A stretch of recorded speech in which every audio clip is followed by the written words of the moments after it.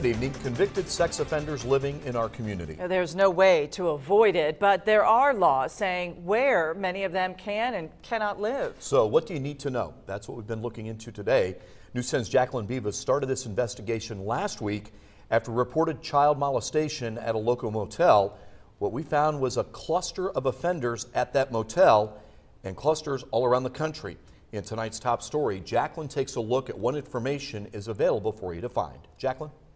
Mike, Patrice, there's really lots of information for all of us to look at, and it's just a click away. Where convicted sex offenders live, where they work, and what they're accused of. It's important that everyone know, though, how to use it. There's currently 199 active sex offenders in Vigo County. That's almost 200 to keep track of, all on this website, www.insor.org.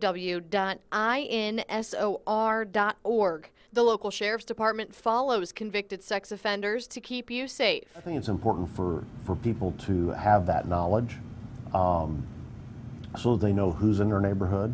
The information on the website shows where sex offenders live in our community, and it's a tool law enforcement use to keep those convicted offenders compliant with the law. Offenders against children and sexually violent predators generally have a 1,000-foot rule in place where they can't live within 1,000 feet of a school, park, daycare, youth center. 1,000 feet, that's about 3 city blocks, always measured with a straight line. But the laws and system can be complicated.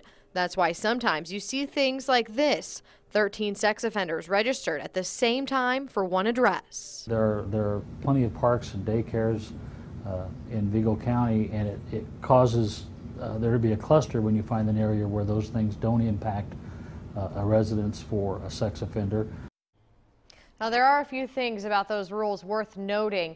Not every sex offender lives by the same stipulations, so that can be kind of confusing. Also, some violators can be grandfathered in to changes in rules or new buildings, meaning they may not have to move or follow the same rules. And finally, this is primarily a self-reporting system. Offenders notify the sheriff's office of any changes. Patrice? All right, thank you, Jacqueline. Also of good note, lots of states across the country offer similar websites. You can always check before a trip to see if any offenders live near where you are staying.